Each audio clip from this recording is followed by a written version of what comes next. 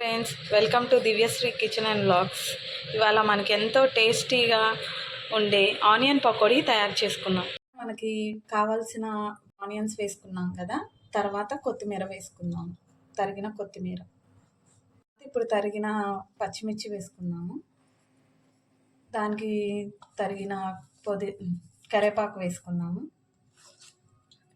జీలకర్ర వేసుకున్నాం.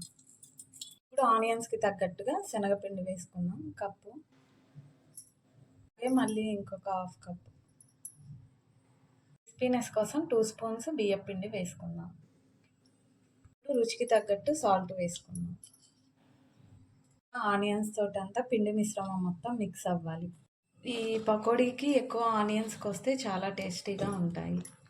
మనకి ఇష్టమైతే క్యాబేజ్ తురుము కూడా యాడ్ చేసుకోవచ్చు, చాలా బాగుంటుంది అండ్ టేస్టీగా ఉంటుంది.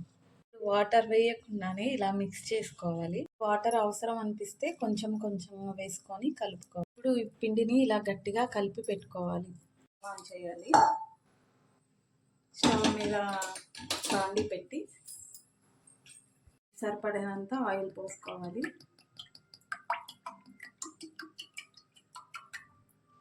మన ఆయిల్ బాగా వేడెక్కింది.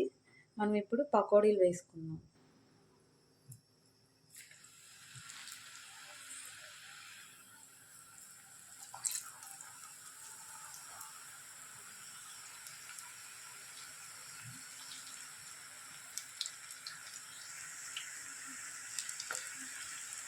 ఇలా మనం 2 వైపులు తిప్పుకోవాలి. పకోడీలు మనకి క్రిస్పీగా రెడ్గా వచ్చేసాయి. ఇప్పుడు ఇవి మనం సర్వింగ్ బౌల్లో. ఎంతో టేస్టీగా ఉండే ఆనియన్ పకోడీ రెడీ అయిపోయింది. కూడా ఇలా ట్రై చేసి ఎలా వచ్చిందో నాకు కామెంట్ బాక్స్లో కామెంట్ చేయండి.